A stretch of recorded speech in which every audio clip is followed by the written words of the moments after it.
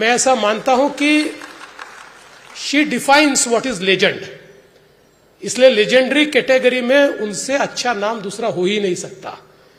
मंगेशकर परिवार ने जिस प्रकार से संगीत की सेवा की है, मैं ऐसा मानता हूं कि भारत के संगीत के इतिहास में जब तक सूरज चांद रहेगा तब तक इनका नाम रहेगा। ऐसा काम इस परिवार ने किया है। और विशेष रूप से उषा ताई की अगर हम बात करें तो इतने सुंदर गाने उन्होंने गाए हैं जो आज भी हमारे दिल को छूते हैं। पिंजरा जैसे मराठी में जो मैं ऐसा मानता हूं कि एक प्रकार से सुपरहिट आज भी जिसकी चर्चा होती है, इस पिक्चर के जो गाने थे उन गानों ने 50 साल तक लोगों को एक प्रकार से सम्मोहित रखा। उन गानों को गाने वाली हमारी उषा ताई है। या हिंदी में जिसका रीमेक भी हुआ, ऐसा हम सब लोगों को जो सबसे पसंद गाना आता है मुंगड़ा, उसको गाने वाली भी उषा ताई है। तो उषा ताई की गाने की विविधता अपलम चपलम से लेकर तो मुंगड़ा तक ये इतनी सुंदर है।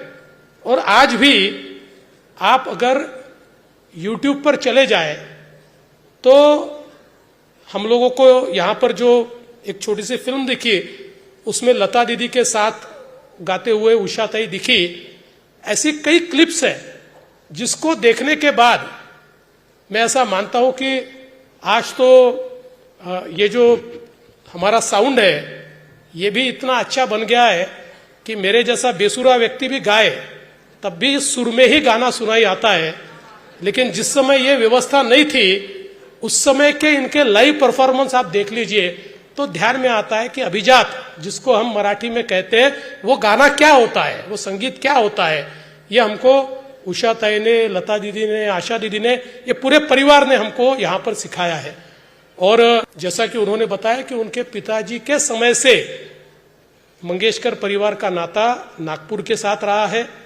मुझे आज भी याद है कि जब लता दीदी का सत्कार नागपुर में हुआ था उस समय उन्होंने ये कहा था कि मेरे पिताजी की कंपनी जब थोड़ी फाइनेंशियल तकलीफ में होती थी तो हम लोग नागपुर और विदर्भ का रुख करते थे क्योंकि यहाँ के रसिकों से हमको बहुत, या हमारे पिताजी को बहुत आशीर्वाद मिलता था।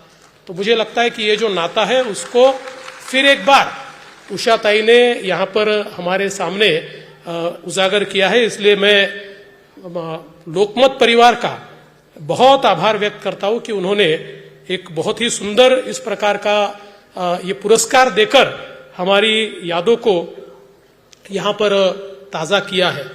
और मैं तो ऐसा मानता हूं कि उषा ताई जैसे लेजेंड का यहाँ पर उनको पुरस्कार देने का अवसर मुझे मिला, ये मैं अपने आप को बहुत धन्य मानता हूं। मैं ऐसा मानता हूं ये मेरा सम्मान है कि मैं उनका यहाँ पर स्वागत और सत्कार कर पाया।